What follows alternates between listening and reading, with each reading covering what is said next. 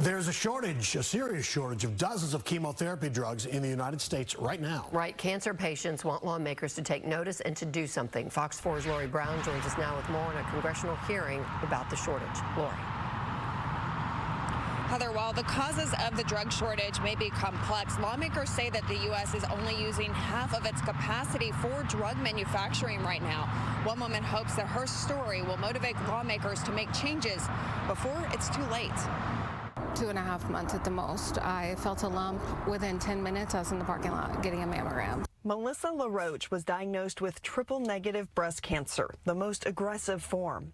A week later, sitting in the chemo chair, so life just changed in the blink of an eye. At a recent appointment, her nurse noticed that her chemo dosage for carboplatin had been rounded down.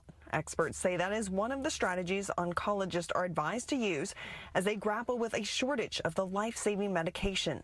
Fighting for my life, fighting to be here for my daughters, and at the same time, staying up at night worried about a shortage of my chemo drug. LaRoche asked her oncologist about the shortage. She said, Melissa, please don't worry about that. Let me worry about that. Michael Gagno with the American Society of Health System Pharmacists told us the problem is only expected to get worse. As institutions start to run out of chemotherapy or recognize that this shortage is going to be a little more prolonged, they'll start rationing the amount of product they're using. They'll change patients to alternative treatments. So this seems so alarming. It is alarming. At a congressional subcommittee hearing May 11th, lawmakers talked about the causes of the drug shortages. No patient should have to hear the words, "We do not have medicine to treat you." Lawmakers explain the problems are a result of race-to-the-bottom pricing. These drug shortages are becoming more prevalent due to a warped marketplace. The three largest pharmaceutical benefit managers control around 80% of the commercial drug sales. Gagno says there are solutions Congress is considering now. We incentivize hospitals to buy a higher quality product, but that means you have to have transparency into the quality of these facilities.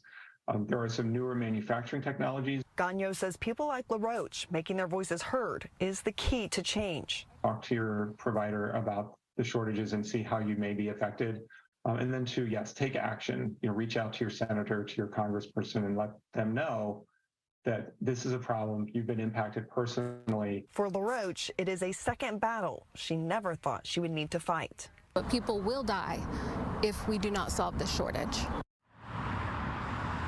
The subcommittee chair also blamed the FDA for making the drug shortages worse. He says that the agency's solution has been to allow foreign-made generics to come into the U.S. unrestricted, when he says a better solution would be to prioritize U.S. applications. Heather. Right. Okay. Lori, thank you.